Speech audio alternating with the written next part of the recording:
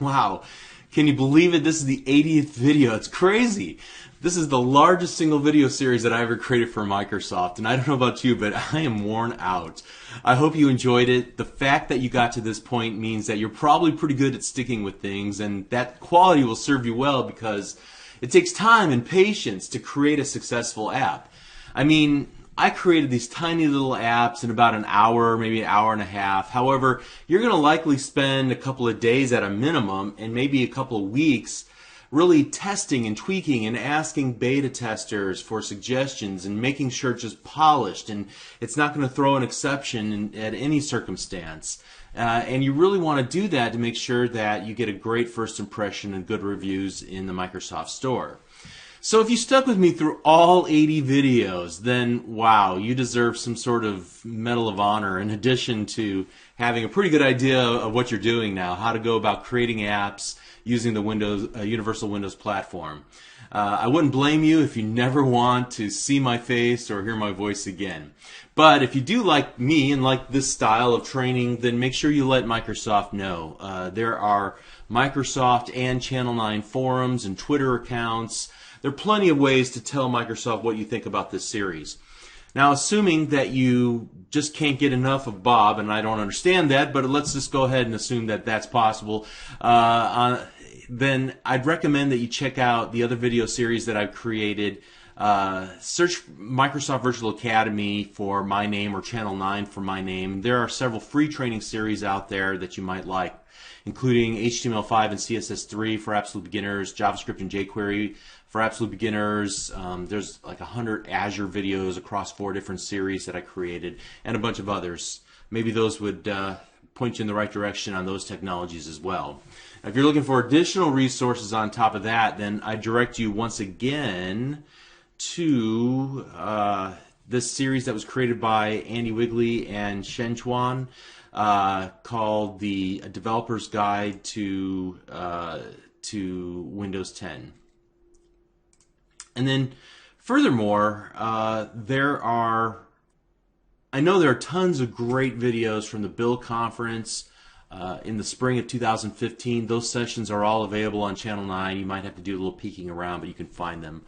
Also, one resource that I didn't tell you about, and perhaps one of the best, is available from the developer.windows.com site. So go out to developer.windows.com site and then choose this link, Design and UI. This really helped me to start thinking like a Windows 10 developer. So I highly recommend the Design UWP Apps section in the Windows Dev Center. Now, I hope you already have an app or two in mind that you want to build, and hopefully some of the things that you learn in this series will help you get started.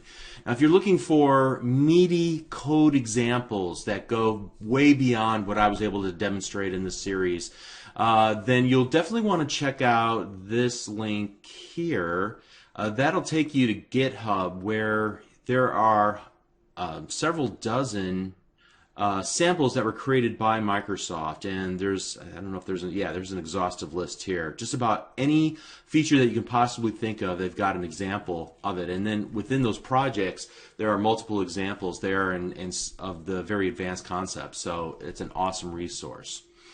You know, I've been perusing the Microsoft Store a lot in the last few weeks, both just snooping around and sometimes because I legitimately needed to find a solution for some problem or some need that I have.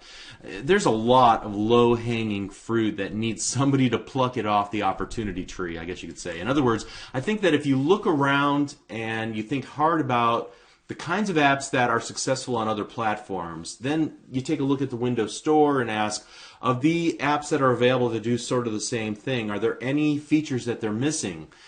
Think about how you can introduce apps that work great on any Windows 10 device, and the benefits to having the user of those apps work across an ecosystem of Windows 10 devices, not just one specific either desktop or phone app.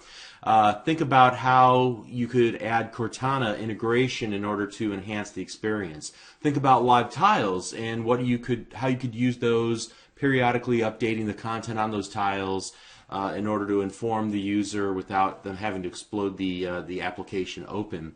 And just think about how you can improve the user's experience. You know, in the end, don't shoehorn features that you don't need. Advocate for the user. Make it simple, and then give them the tools that they need to achieve the end result that they're after. And keep in mind that you'll be running a company, essentially. At least that's how it's going to look to those who are actually using your app. So you'll need to grow thick skin. I'll tell you that from experience. There are lots and lots of nice people out there who will give you great feedback and will thank you for your good work. And then occasionally you're going to run into somebody who's a little grumpy, having a bad day, right? And so you'll want to respond politely to everybody, even the people that are a little bit mean. You want to fix the issues in your app, and you want to get those issues fixed and uploaded to the store, and so that the users can update and get the benefit of those updates as quickly as possible. From my experience, whenever I treat a grumpy customer kindly, then they usually become my greatest advocate and my greatest cheerleader. So I'd recommend that you do that too. Be mature about this.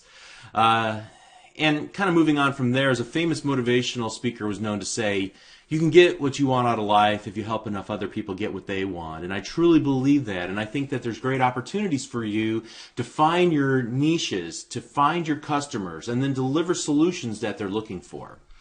All right, before I close, let me put in one more plug for my website.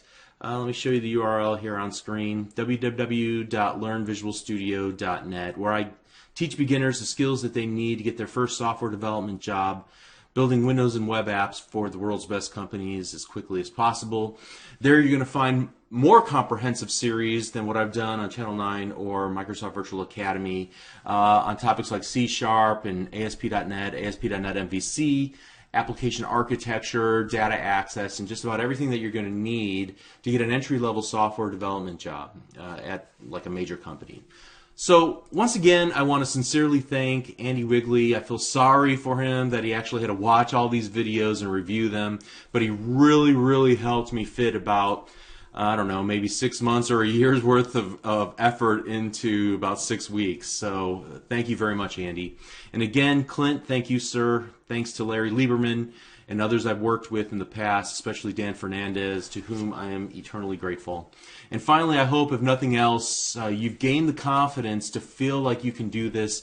It's not out of your reach. Don't get discouraged if success doesn't come easy. If you hit roadblocks, just take your time and work through them methodically and be patient. I try to make all of this look easy, and for the most part it really is, but not everything is simple at first glance.